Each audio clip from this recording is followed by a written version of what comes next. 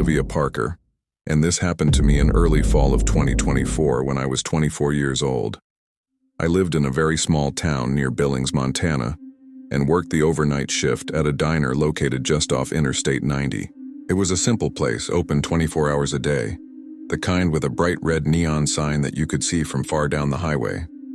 I had taken the overnight shift because it paid a little better, and honestly, I actually enjoyed how quiet things became after midnight. Most nights, business dropped off considerably after around 12:30.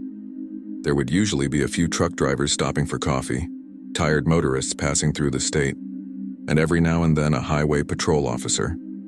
I recognized most of the regular customers by sight, even if I didn't know their names. The manager left around 11 every night, so after that I was practically alone until the morning waitress arrived close to 5. I handled the register, waited tables, cleaned the dining area, and brewed fresh coffee whenever someone came in. That night was especially cold. Every time the automatic door opened, a blast of icy air came in along with the smell of diesel fuel from the trucks parked outside. I remember glancing at the clock behind the counter. It was a little after 1 in the morning. I was already thinking that it might be one of those shifts where hardly anyone would come in before sunrise. It was around that time when a white semi-truck slowly pulled into the parking lot and stopped directly in front of the diner's glass front. Trucks arriving at that hour weren't unusual, so I barely paid attention. A few seconds later, a man climbed down from the cab. He looked to be in his early 50s, wearing a dark baseball cap, a heavy brown jacket, and boots covered in dried mud. The first thing I noticed was that he walked slowly, looking over the entire building before coming inside, as though checking to see who was there. When he opened the door, the bell chimed and he simply gave a slight nod without saying good evening or smiling. He sat alone at a table near the window, where he could see both the parking lot and almost the entire dining room. I brought him a menu out of courtesy, even though most truck drivers already knew what they wanted. He ordered nothing but black coffee and eggs with bacon. His voice was quiet, almost a whisper, and he avoided eye contact while speaking. I assumed he was just tired from the road. I brought his order a few minutes later and wished him an enjoyable meal. He thanked me with a brief nod. As I walked back to the counter, I had the impression that he was following my every step with his eyes, but I tried to convince myself I was imagining it. Working alone during the night shift sometimes made you imagine things. Over the next 40 minutes, almost no one came in. Only a couple stopped to buy coffee and disposable cups before continuing on their trip a few minutes later. As soon as they left, the silence returned. The only sounds were the constant hum of the refrigerators behind the counter, the occasional crack of the grill cooling down, and the wind rattling the signs outside. As I cleaned a few tables, I found myself watching the truck driver again. His plate looked almost exactly the way I had served it. The eggs were untouched, the bacon barely looked disturbed, and the coffee had probably gone cold by then. Yet he remained sitting in exactly the same position, one arm resting on the table. Every time I looked up, I noticed him watching me. It wasn't an unbroken stare. Sometimes he'd glance toward the window for a few seconds before looking back at me. I tried to act normally, organizing the sugar packets, refilling the napkin dispensers, and wiping down the counter, but I started feeling that uncomfortable sensation that's hard to explain. It wasn't fear yet. It was more the feeling that someone was paying attention to everything I did. A few times I considered asking whether there was something wrong with his food, but something stopped me. I didn't want to create an awkward situation if he was simply a tired customer resting before getting back on the road.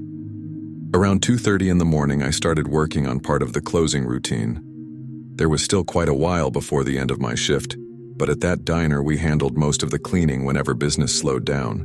I closed off one section of the dining room, turned off some of the lights, and went to count the cash register. While counting the money, I had the impression that he leaned forward slightly to watch the counter. Maybe it was a coincidence, but every time I walked away to clean another part of the restaurant, I felt his eyes following me again. At one point, I had to step outside through the side door to take a trash bag to the dumpster. The air outside was bitterly cold, and the parking lot seemed completely empty, illuminated only by the yellow parking lot lights and the diner's glowing sign. The white truck remained exactly where it had parked, silent, with the engine off. When I came back inside, I glanced through the window and saw that the man was still sitting in the same position, only now he wasn't even pretending to look elsewhere. The moment our eyes met through the glass, he didn't look away. He remained perfectly still for several seconds, as though waiting for me to react first. A chill ran through my arms, and for the first time that night I thought it might be a good idea to tell the cook, who was taking a short break in the back room, that this customer was starting to make me genuinely uncomfortable. Before going to the back to get the cook, I decided to watch him a little longer to make sure I wasn't overreacting. She had worked at that diner for nearly 15 years and was always saying that on the overnight shift, it was important not to turn strange customers into problems for no reason. I took a deep breath and continued wiping down the counter, trying to behave normally. A few minutes later, I picked up the coffee pot and walked over to his table, offering him a refill just as I did with any truck driver who had spent hours behind the wheel. As I approached, I noticed that his meal had gone completely cold. The bacon grease had hardened, and the eggs had taken on that dry appearance that forgotten food gets. Even so, he had barely touched his fork. I asked if everything was okay with his meal. He simply replied, "It's fine." I waited for him to say something else, maybe ask for another drink or the check, but he just kept looking at me without saying another word. It was one of those uncomfortable silences where the other person seems to expect you to speak first. I smiled politely, picked up the coffee pot, and returned behind the counter. As I walked away, I once again felt his eyes on my back. The feeling was so strong that I discreetly turned my head before stepping into the kitchen area. He was still watching me. He wasn't even looking at the television playing in the corner of the dining room. It was always me. At that moment, I started thinking that maybe he was waiting specifically for the time when I would leave. Shortly before 4 in the morning, the cook finished her shift and left through the back door. She lived less than 5 minutes from the diner, and always left before I did because the morning kitchen employee arrived earlier. I briefly mentioned that the truck driver had been sitting there for a long time without really eating. She glanced quickly toward the dining room and said she'd seen customers do that before to rest before getting back on the highway. She told me to lock the door as soon as my shift ended and left without showing any concern. Once again, I was alone. The clock seemed to move painfully slowly. A few minutes later, the man finally stood up. My first feeling was relief. I grabbed the card reader, assuming he was about to pay and leave. Instead, he simply walked up to the register, paid in cash, left a few coins as a tip, and asked in an oddly calm voice, "Do you close this place by yourself every night?" That question made my stomach drop. Without thinking, I immediately lied. I told him my boyfriend always came to pick me up at the end of my shift. He simply nodded slightly, thanked me for the coffee, and walked outside. As soon as the door closed behind him, I quietly hurried to the window. I waited to hear the truck start up, but the parking lot remained completely silent. The truck was still sitting exactly where it had been the whole time, completely dark. The headlights never came on. The engine never started. I couldn't see the man anymore from where I stood, and I had no idea where he had gone. At that point, I started feeling a kind of anxiety I had never experienced while working there. I tried convincing myself that he had probably gone to the outdoor restroom used by truck drivers, or was checking something on his trailer before getting back on the road. Even so, I couldn't stop looking toward the parking lot. I still had to finish balancing the register, print the reports, and turn off some of the dining room lights before the morning employee arrived. But for the first time since I had started working there, I found myself doing everything while constantly watching the windows. The glass reflected the inside of the diner because of the lights, making it difficult to see outside clearly. Every so often, I pressed my face closer to the glass to reduce the reflection and try to spot the man. I couldn't see anyone. Only the white truck sitting in exactly the same parking space, motionless, dark, and silent. The parking lot was enormous for a place that had so few customers at that hour. The light poles illuminated only certain sections, leaving large areas in shadow. I searched for any movement among the trucks parked farther away but found nothing. Somehow that made me even more nervous because it would have been easier if I had at least known where he was. The problem was not knowing. Just before 5 in the morning, the employee who was supposed to relieve me texted to say she would be about 20 minutes late because part of the interstate had been partially blocked by a minor accident. My heart sank. I had already finished almost everything and normally would have left as soon as she arrived. I simply replied that it was okay and continued waiting. When my shift finally ended, I grabbed my purse, my keys, and turned off the last lights in the customer area. Before stepping outside, I took a deep breath and looked one more time through the diner's glass front. The truck was still sitting in exactly the same place. No lights. No sign that it was about to leave. I tried calling my brother, who lived about 15 minutes away, but the call dropped before it even connected. I slipped my phone into my pocket, unlocked the front door, and walked as calmly as I could to my car, which was parked close to the entrance. The early morning cold was intense enough that I could see my breath in the air. As soon as I got into my car, I automatically locked the doors and started the engine. That's when I looked into my rearview mirror. The truck's cab door slowly opened. A few seconds later, the same man climbed down without any sense of urgency. He closed the door behind him and began walking directly toward my car, crossing that completely empty parking lot without looking at anything except me. My body reacted before my mind did. I threw the car into reverse without thinking and started backing out of the parking space.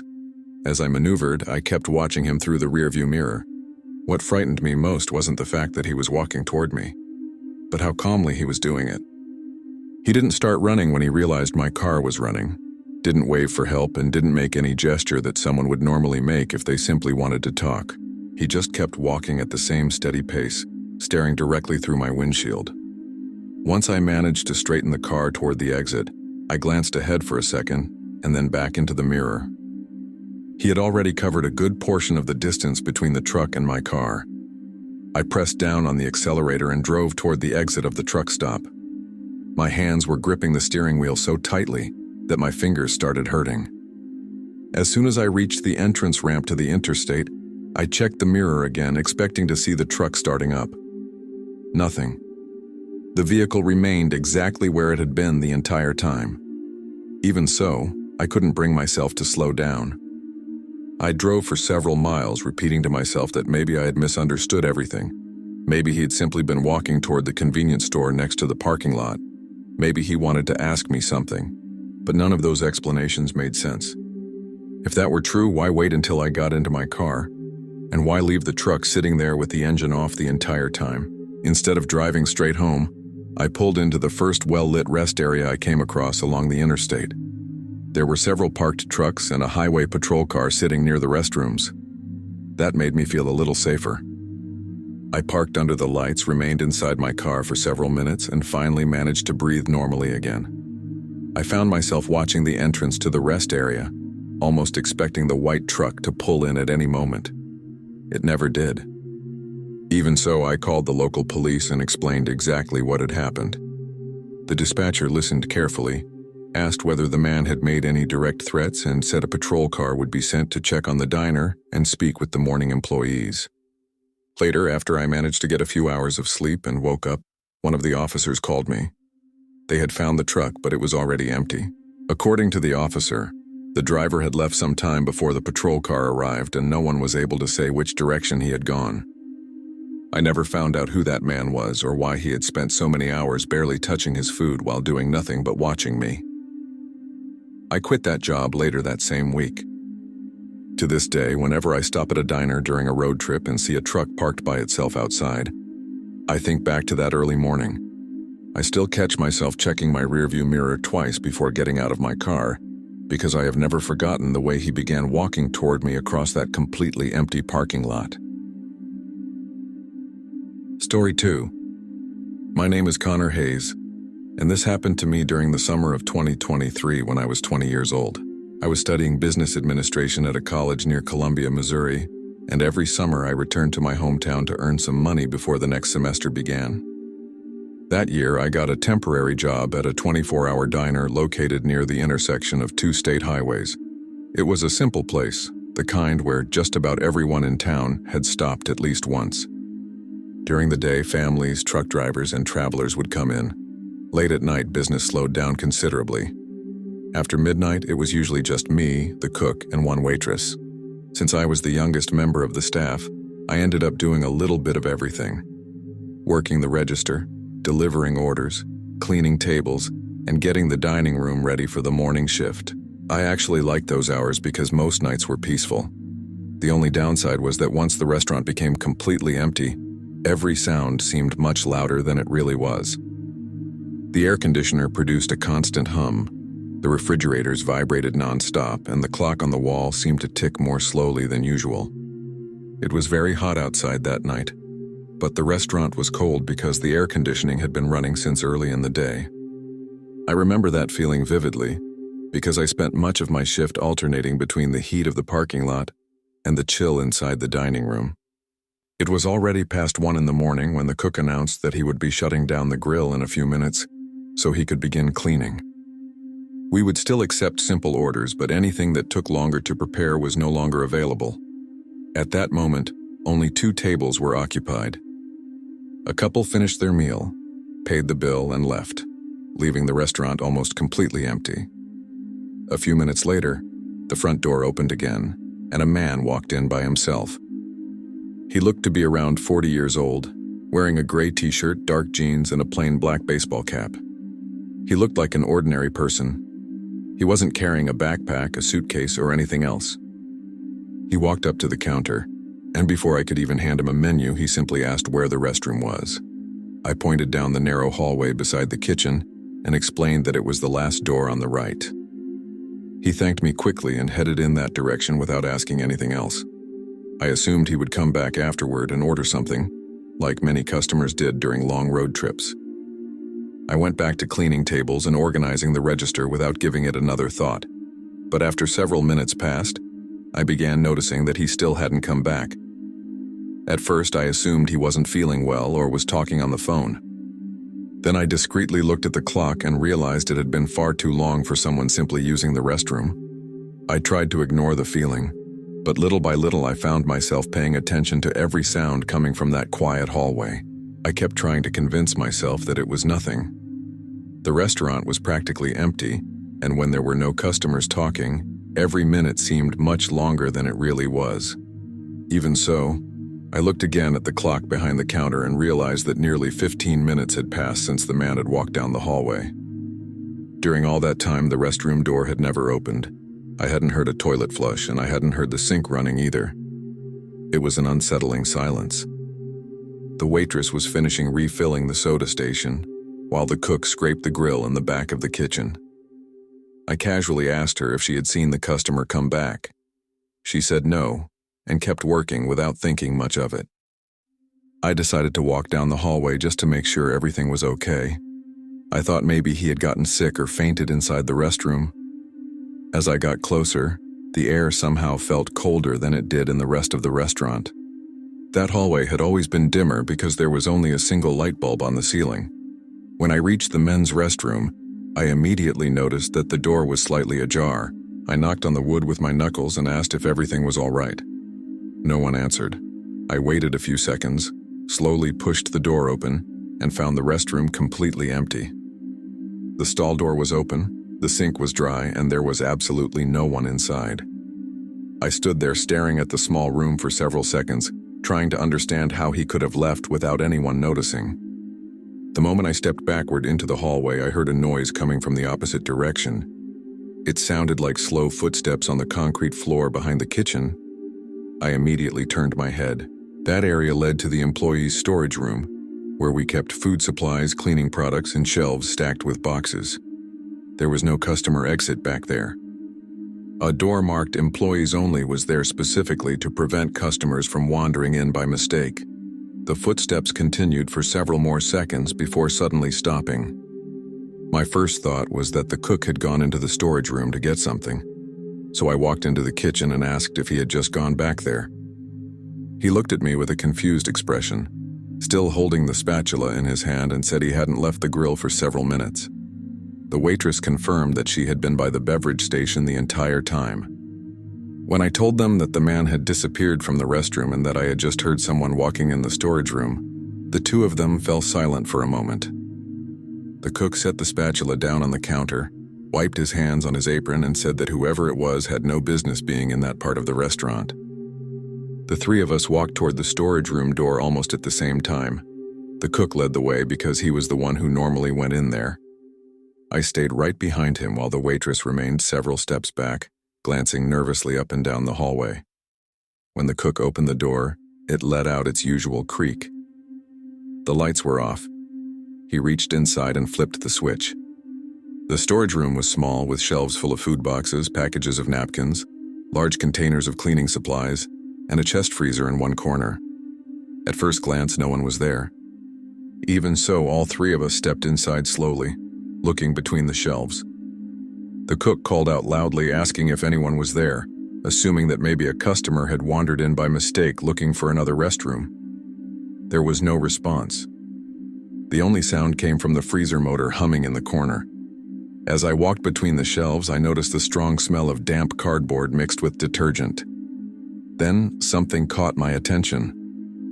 The back door, which was used only for daytime deliveries, was closed but not fully latched. That never happened. It was always kept locked because it opened into the alley behind the restaurant.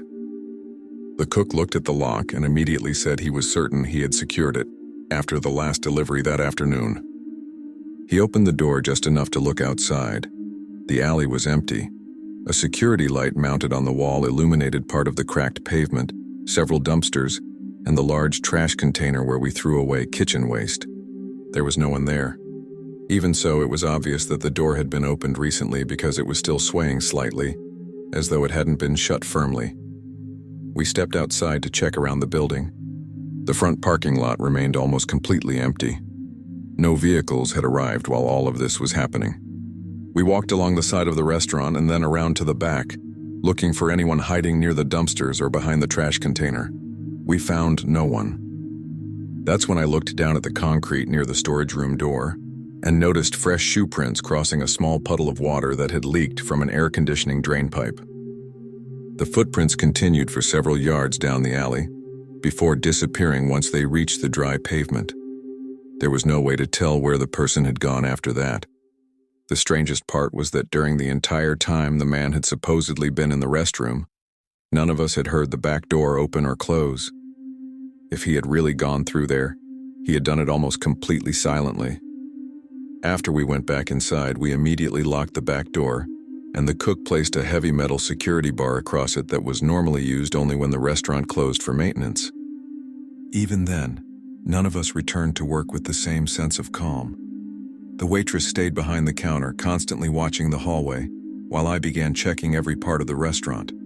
I went back into the men's restroom to make absolutely sure there wasn't another way out. It was impossible for someone to disappear from there without returning through the hallway.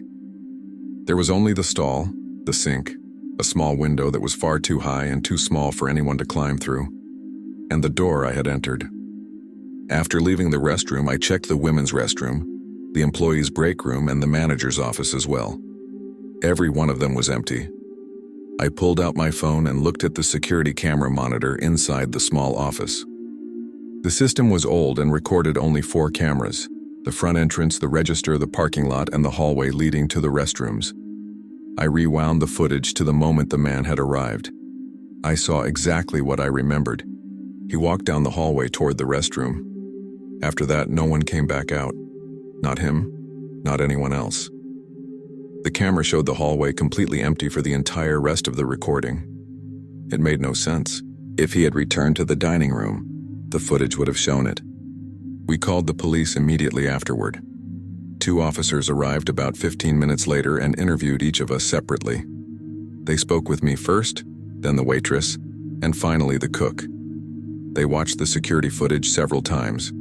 One of the officers asked whether there were any service doors, old passageways, or attic access points near the restrooms. The manager, who had also been called back to the restaurant, explained that there weren't. The building was small and had been renovated several years earlier. There were no hidden access points in that section of the building. The officers also checked the alley and photographed the shoe prints near the storage room door, but said it would probably be impossible to determine who they belonged to. Before leaving, one of them suggested that perhaps the man had somehow found an opportunity to leave without any of us noticing, although he admitted that the footage was genuinely strange. We never received any official explanation for what had happened. I continued working at that diner until the end of the summer, but every time someone came in asking only to use the restroom, I automatically looked at the clock and started counting the minutes. Even today, the part that bothers me the most isn't that the man somehow ended up near the employee's storage room. It's the fact that on the security cameras, he simply walked down that hallway and was never seen coming back out. Story 3. My name is Leah Sullivan, and this happened to me during the summer of 2024 when I was 29 years old. I lived in a small town in central Kansas and worked as the night cook at a diner located along a state highway, nearly 15 minutes from the nearest town. It was one of those old roadside diners that stayed in business thanks to truck drivers, farmers, and people traveling between small towns. During the day, business was steady, but after midnight, the place was almost completely deserted. There were usually 2 of us working in the kitchen until around 1 in the morning. After the other cook left, I finished cleaning the equipment by myself while the waitress closed out the register in the front. That routine had been part of my life for more than 2 years. I knew every sound that building made, from the crackling of the grill as it cooled down to the freezer's compressors kicking on during the night. The parking lot was usually completely empty at that hour as well. Aside from the occasional truck stopping for fuel or a late customer, hardly anyone showed up after 1 in the morning. It was a warm night, but a dry wind blew constantly outside, carrying dust from the highway every time a vehicle sped past. All I wanted was to finish cleaning and go home to sleep before coming back the next day. Shortly after 1 in the morning, the waitress told me that the last customer had just left. She stayed in the front finishing the register while I began cleaning the grill and shutting down the kitchen equipment. There was a small service window that overlooked the side parking lot, and every now and then I glanced through it almost without thinking. During one of those quick looks, I noticed a dark sedan parked on the far side of the lot.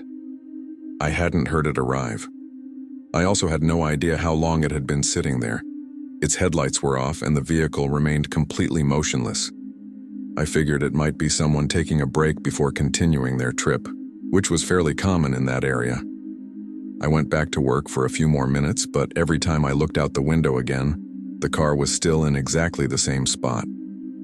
No doors opened. No interior lights came on. I couldn't even see the glow of a cell phone through the windows. It was too far away to make out who was inside, especially because that section of the parking lot was darker, positioned between 2 light poles. Even so, something about that car started bothering me.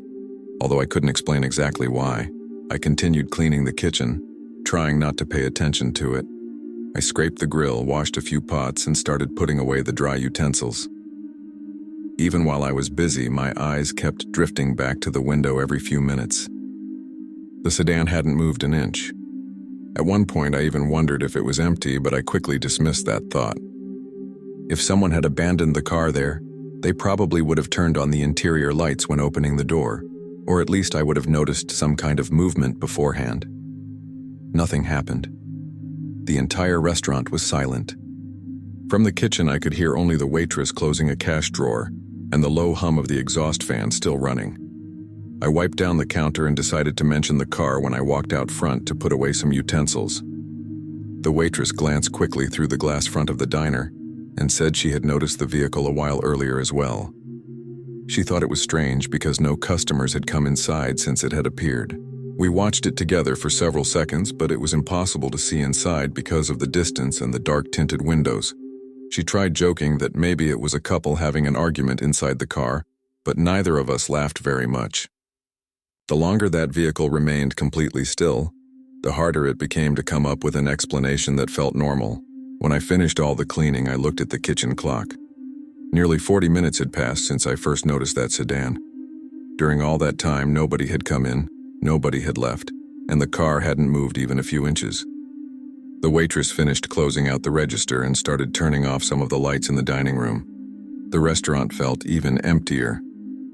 Through the glass front, you could see almost the entire parking lot, lit only by a handful of scattered light poles.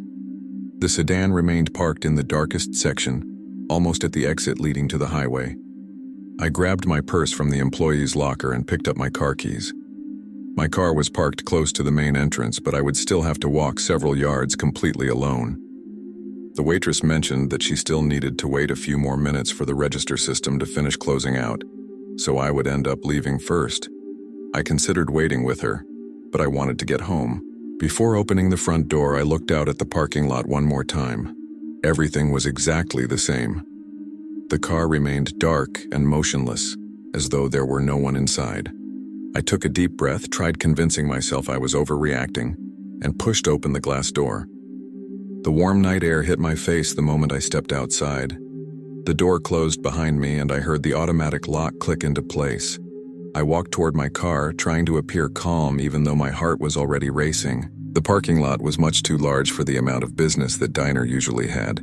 My footsteps echoed sharply against the pavement, and for a few seconds the only sounds I heard were the wind passing through the light poles and the distant rumble of a truck speeding along the highway. I pressed the button on my key fob, and my car flashed its lights, confirming it had unlocked. That was the exact moment it happened. On the other side of the parking lot, the dark sedan started its engine. The sound erupted suddenly, completely breaking the silence. I froze for a second and looked in its direction. The headlights were still off, but I could tell the engine was running. I immediately felt a knot form in my stomach. Instead of walking, I started moving as fast as I could without actually running. My only concern was getting inside my car, locking the doors, and leaving before anything happened. As I fumbled with the door handle, I heard the sound of 2 car doors opening almost simultaneously behind me. I looked over my shoulder and saw 2 people getting out of the sedan. I couldn't tell whether they were men or women because of the distance and the poor lighting, but both were dressed in dark clothing and immediately began walking quickly toward me without saying a single word. They weren't talking to each other, they weren't calling out to me, and they didn't make any gestures. They simply kept coming faster and faster across the parking lot. My body reacted before I could think. I yanked open my car door and practically threw myself inside. My hands were shaking so badly that I dropped my keys between the seat and the center console. When I looked back through the windshield, they had already closed much of the distance. One of them was pointing directly at my car while continuing to walk toward it. I frantically searched for the keys, managed to shove them into the ignition, and started the engine. Before I even put on my seatbelt, I hit the lock button. At that exact second, I heard a loud tug on the driver's door handle. It wasn't a punch or a kick. It sounded like someone trying to open the door at the exact moment it had locked. I looked up and saw nothing but a dark silhouette standing inches from the window, while the other person was still running a few yards behind. I didn't think about anything else. I threw the car into reverse so hard that the engine stalled. That only made my panic worse. I turned the key again. The engine came back to life and I backed out of the parking space with the tires squealing. As the car started moving, I glanced quickly in the rearview mirror. The person who had tried to open my door stepped backward to avoid being hit, while the other stopped in the middle of the parking lot staring in my direction. Neither of them chased after the car. They also didn't immediately return to the sedan. They simply stood there for a few seconds. I turned toward the parking lot exit without slowing down and pulled onto the highway. My hands were shaking so badly that I could barely keep the steering wheel steady. For the first several miles, I kept checking the rearview mirror, expecting the sedan to appear behind me at any moment.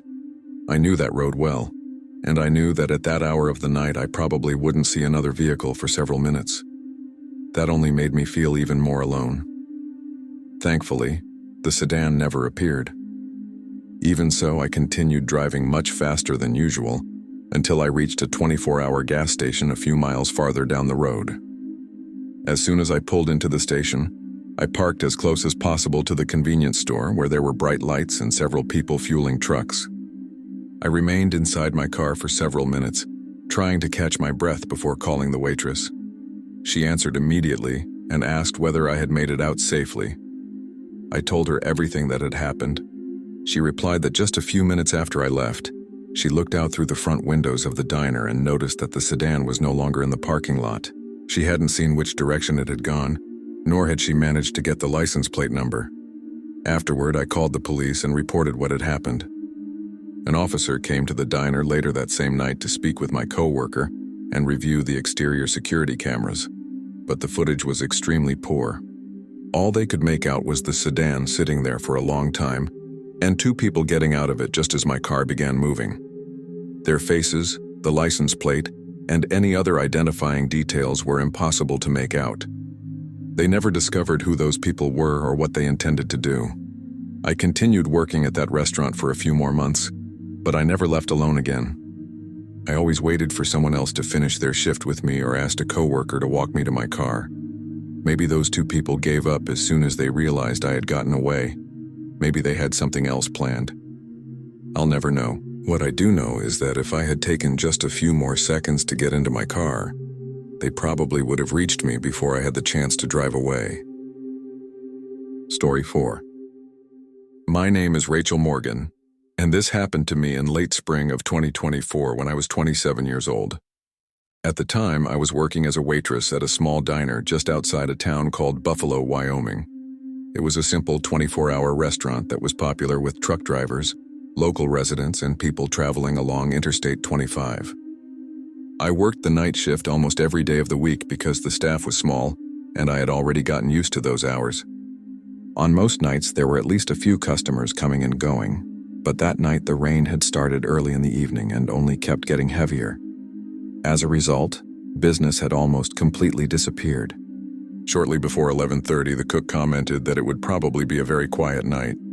I was alone in the dining area, taking care of the tables, the register, and the drinks, while he stayed in the back, cleaning the kitchen.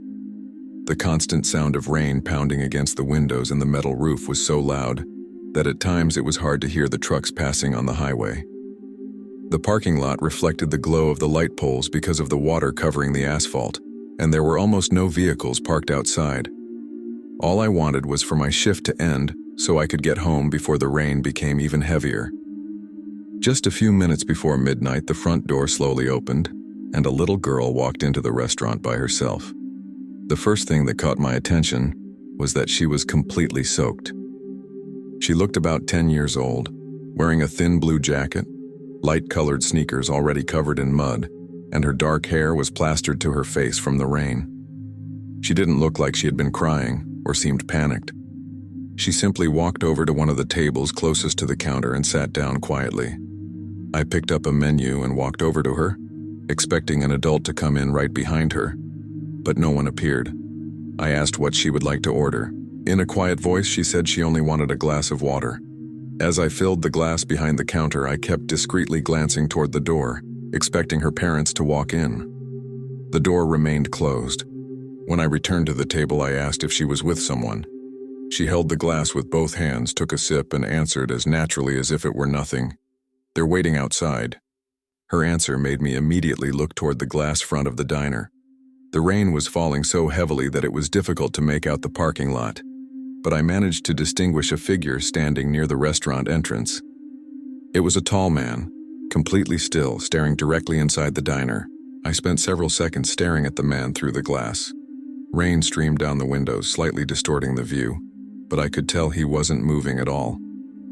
He wasn't holding an umbrella, he wasn't signaling for the girl to come back, and he didn't seem to be trying to come inside. He was simply watching the restaurant. The lighting in that part of the parking lot was dim, so I couldn't clearly make out his face. I turned my attention back to the little girl and asked if that was her father. She shrugged before answering. He told me to come inside. That response made me even more uncomfortable. I asked where her mother was. She took several seconds before replying that she was waiting with him. I continued asking simple questions like her name and where they had come from, but she answered only with very short sentences or simple nods. She didn't seem frightened or nervous. If anything, she looked like she was waiting for something. As she slowly drank her water, I looked outside once again. The man was still standing in exactly the same place, staring at the restaurant.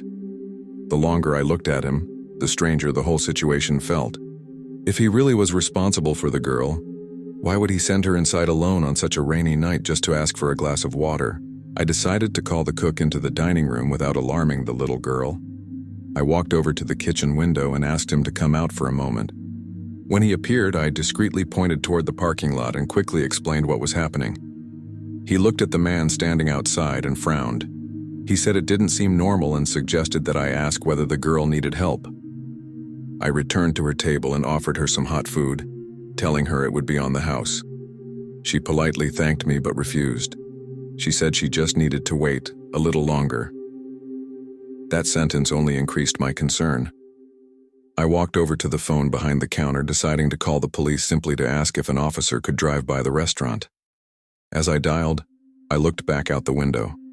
The man was gone. The area in front of the entrance was completely empty. My first thought was that he had finally left. But before I could finish the call, I heard a metallic sound coming from the back of the restaurant. It was a quiet noise, like someone carefully trying to turn a doorknob without making much sound. A moment later, I heard another noise, this time louder. It sounded like someone discreetly testing the back kitchen door, the one used only by employees. The moment I heard that sound, my body froze for a second. The phone was still in my hand, but I wasn't even paying attention to what the dispatcher was saying anymore. I motioned for the cook to stay quiet and discreetly pointed toward the back. The sound came again. This time, it was the doorknob clicking as it was pressed 2 or 3 times, followed by a gentle shove against the door, as though someone was testing whether it was locked. The cook slowly walked into the kitchen, grabbed a flashlight that hung near the service door, and looked at me. I shook my head, signaling for him not to open it. Meanwhile, I quickly explained to the police dispatcher that I believed someone was trying to get into the restaurant through the back door. He instructed us to remain inside the building, keep all the doors locked, and wait for the officers to arrive. My breathing became faster. I immediately looked over at the little girl. She was still sitting at the same table, holding her glass of water as though nothing at all was happening. The strangest part was that she didn't seem surprised by the sounds. She didn't even turn her head toward the kitchen. She simply kept looking down at the tabletop, completely calm. The cook turned off the kitchen light so he could see better through the small window in the back door. We stood there in complete silence for several seconds. Outside, all we could hear was the heavy rain and the wind beating against the walls of the restaurant. Then we saw a shadow move quickly past the narrow window in the door. It wasn't enough to identify who it was, just a dark silhouette passing very close to the glass.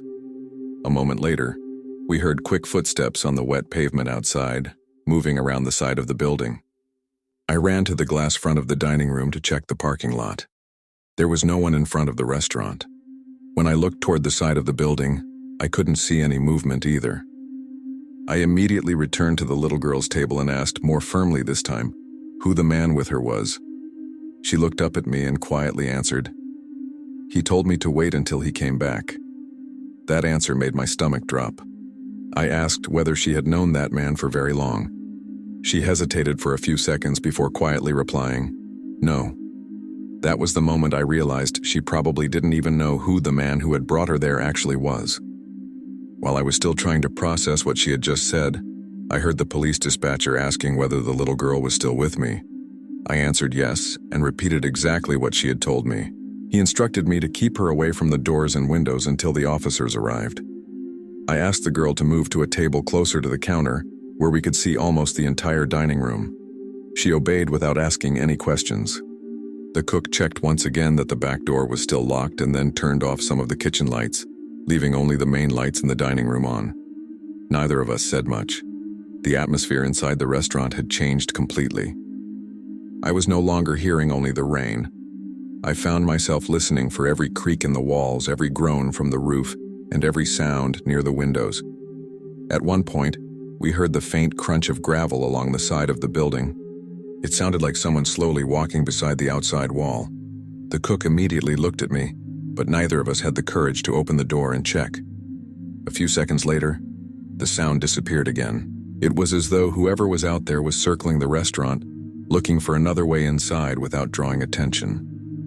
It wasn't long before the red and blue lights of a patrol car appeared reflected in the water covering the parking lot. I had never felt so relieved to see a police car arrive.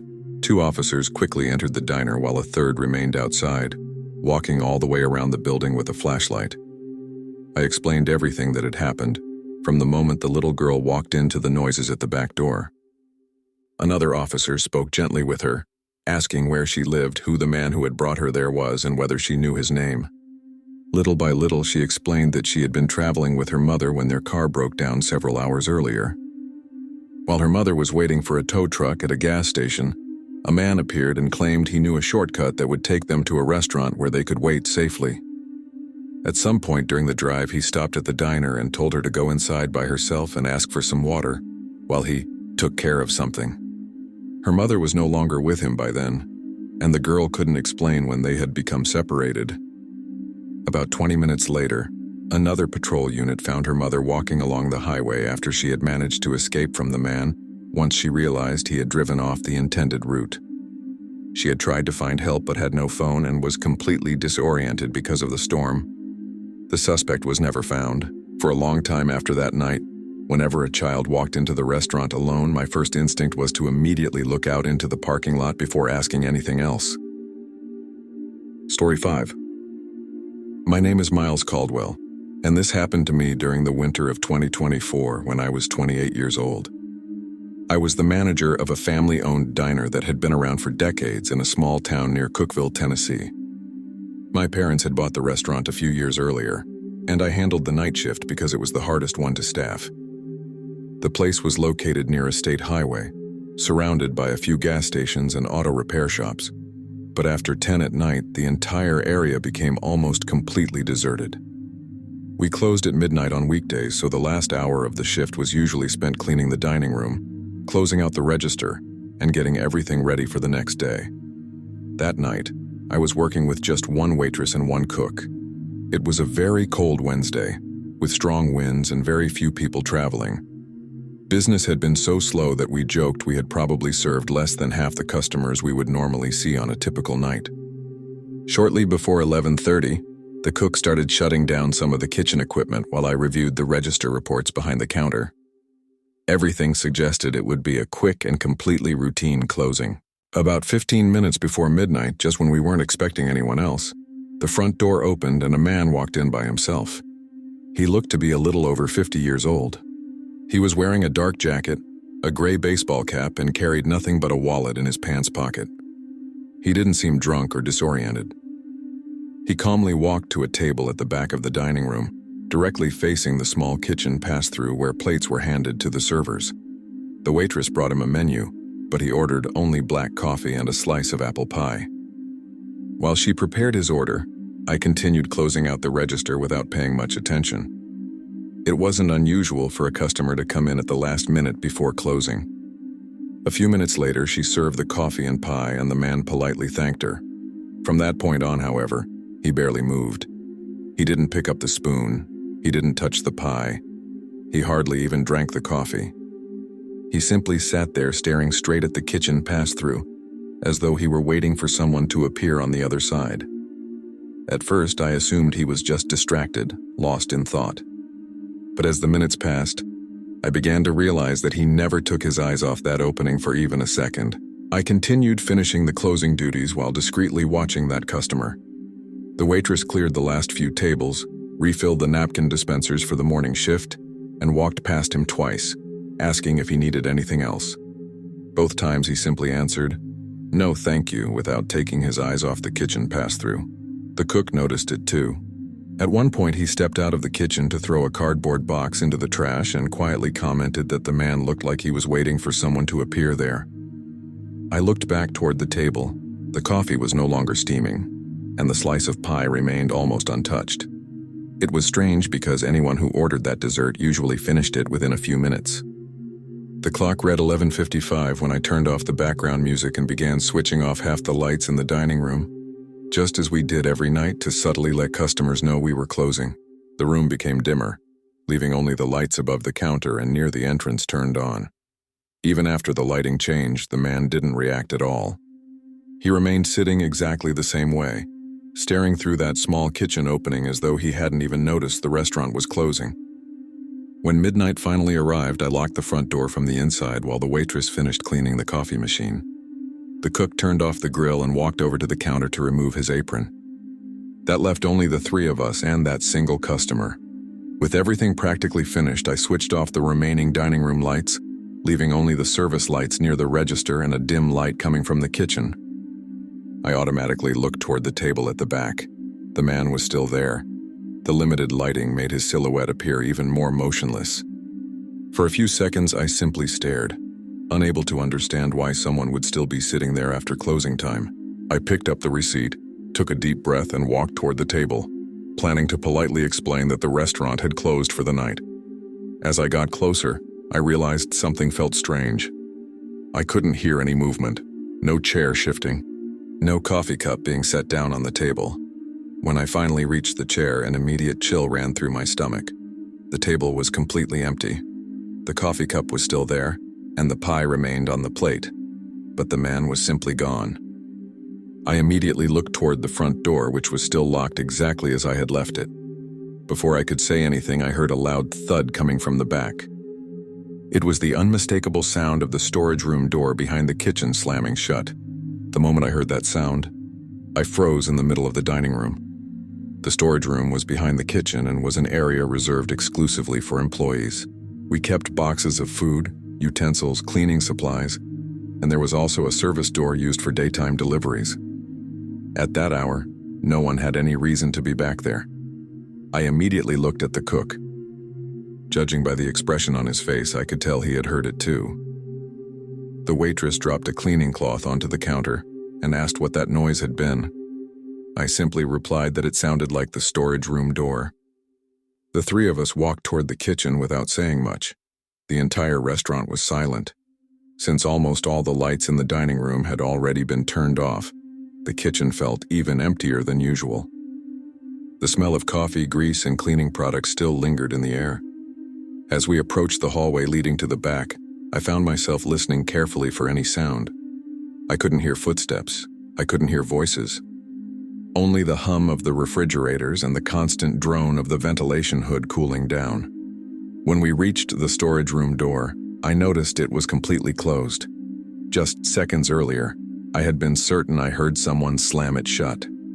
I looked at the cook and asked whether he had let anyone into the storage room. He immediately said no. I grabbed the doorknob and slowly pushed the door open. The lights inside were off.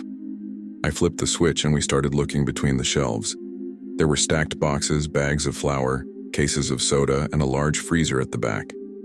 At first glance, there was no one inside. Even so, we continued checking every corner. Then I noticed something strange.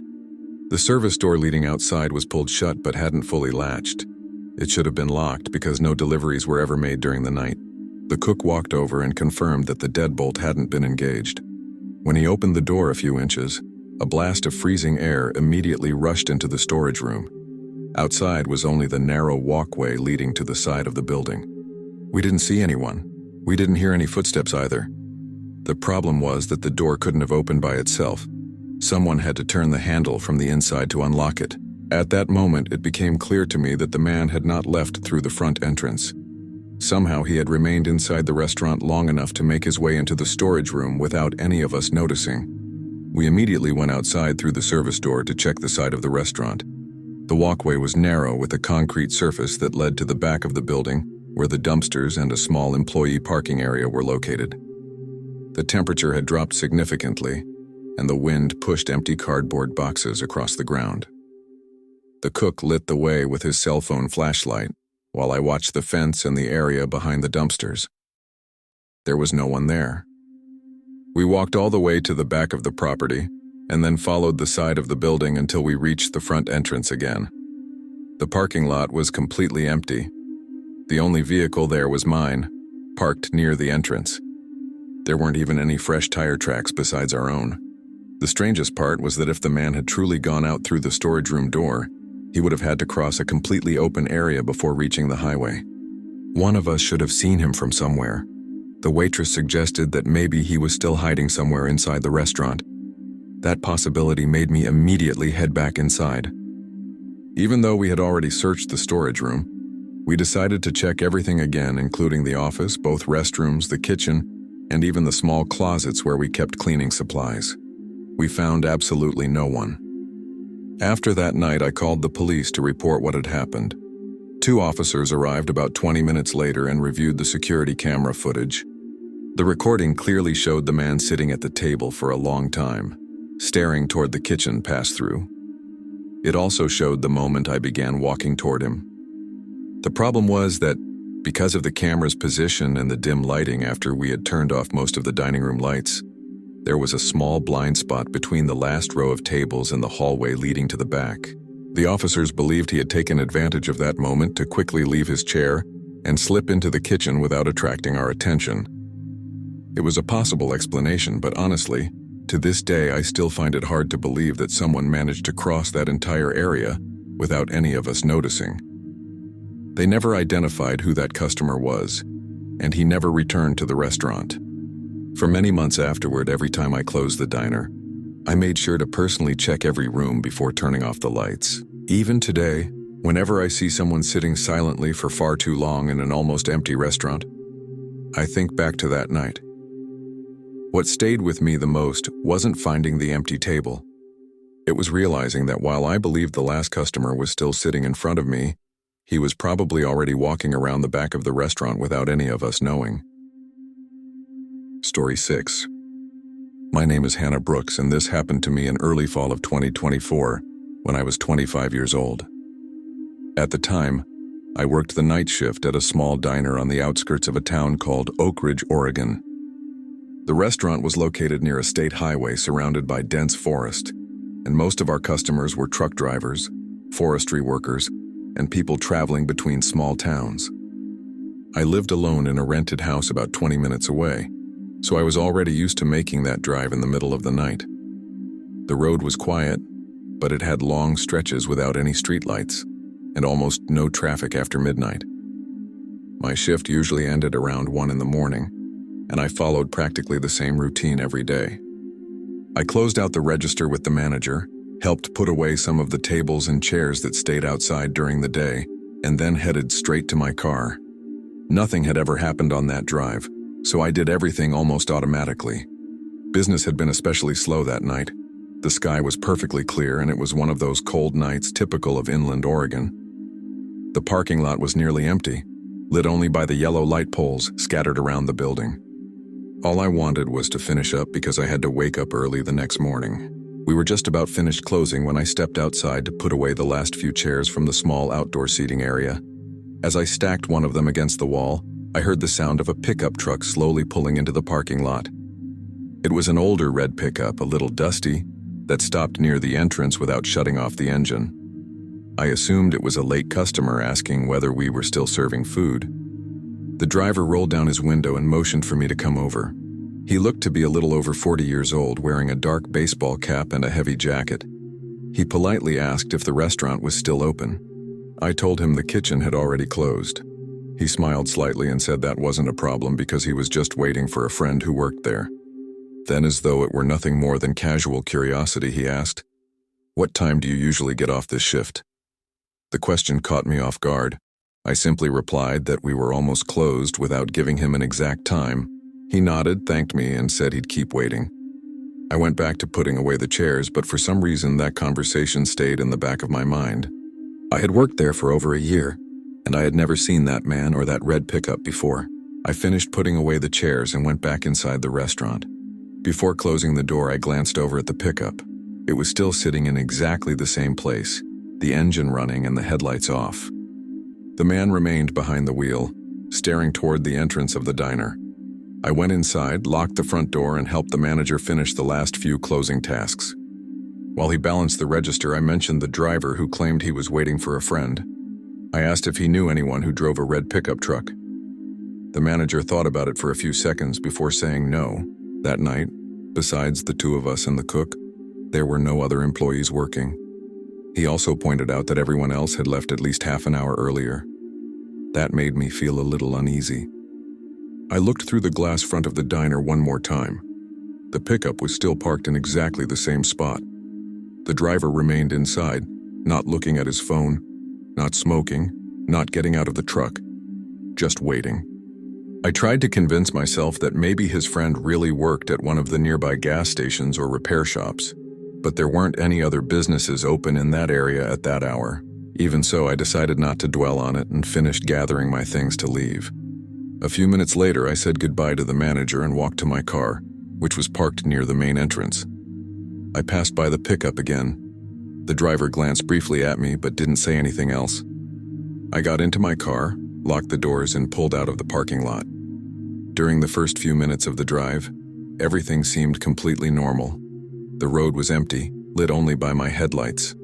After taking 2 long curves, I looked in my rearview mirror out of habit and noticed a pair of headlights appearing in the distance. At first, I didn't think much of it. It was a highway, and eventually another vehicle would come along. But as the miles passed, those headlights remained at exactly the same distance behind me. When the road straightened out, I got a better look at the vehicle following me. Even from that distance, I immediately recognized the shape of the red pickup truck. My stomach tightened instantly. I told myself it was probably just a coincidence. After all, it was practically the only road connecting the town to the surrounding communities. I kept driving normally, trying not to jump to conclusions. Still, I started noticing that every time I slowed down a little for a curve, the pickup slowed down too. Whenever I sped up, it accelerated as well. After several minutes of unintentionally testing this, I realized it was becoming harder and harder to believe it was only a coincidence. I kept trying to come up with a reasonable explanation. Maybe he really was heading to the same town I was. Maybe he was simply maintaining that distance by chance. Even so, the more I thought about it, the less sense it made. There were several turnoffs along the way leading to rural properties, gas stations, and side roads. The pickup didn't take any of them. It remained directly behind me. Despite the cold outside, my hands began sweating on the steering wheel. I grabbed my phone from the dashboard mount and thought about calling the manager, but the cell service in that area was extremely unreliable. The call would probably drop before it even connected. I kept checking the rearview mirror every few seconds. The pickup's headlights never disappeared. After several more miles, I spotted a gas station that was still open overnight. It was a small place, but it was brightly lit, and 2 semi-trucks were fueling up. Without signaling too far in advance, I quickly turned into the station. My plan was to stay there for a few minutes to see whether everything really was just my imagination. As soon as I slowed down to pull into the lot, I saw in my mirror that the pickup made the same turn and followed me in. I parked beside one of the fuel pumps but didn't get out of the car. I watched through the rearview mirror while trying to steady my breathing. The pickup slowly crossed the lot and stopped at the pump directly across from mine. The driver didn't get out. He didn't pick up the fuel nozzle. He didn't even open the door. He simply turned off the headlights and remained sitting there, staring toward my car through the windshield. I waited for about 2 minutes, thinking maybe he would finally start pumping gas or go into the convenience store. Nothing happened. The trucks finished fueling and drove away. One of the station employees walked over to the pickup, probably asking whether the driver needed anything. The two of them spoke briefly through the open window. The employee returned to the store, but the pickup remained exactly where it was. That was the moment I became certain he wasn't there because of the gas station. It seemed as though he was simply waiting for me to return to the highway so he could continue following me. While he remained parked on the other side of the pump, I decided not to get out of my car. I locked the doors again, picked up my phone, and tried calling emergency services. This time, the signal was strong enough and the call connected almost immediately.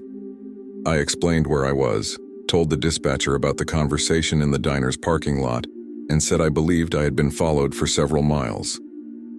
He instructed me to stay exactly where I was and not return to the highway, then asked if there were any employees nearby. I said yes. I lowered my window just a few inches and called over the gas station attendant, telling him I needed help because a driver had been waiting for me since I left the restaurant where I worked. The attendant discreetly looked toward the pickup and noticed that the man was still sitting there without doing anything at all. He asked me to move my car directly in front of the convenience store, where there were security cameras and better lighting. I did so immediately. As soon as I moved my car, the pickup also started its engine and repositioned itself a few yards away, but it still didn't leave the gas station. Even the attendant quietly commented that the man's behavior didn't seem normal. Less than 10 minutes later, a state police cruiser pulled into the station with its emergency lights on. The moment the pickup driver noticed the officers arriving, he shifted into gear and quickly drove out through the opposite exit of the parking lot without even passing by the fuel pumps. One of the officers immediately went after him while the other stayed behind to take my statement. I had never been so relieved to see a police car. I explained exactly what had happened, from the moment he asked what time I got off work to the moment he pulled into the gas station just to continue watching me. About half an hour later, the officer who had followed the pickup returned.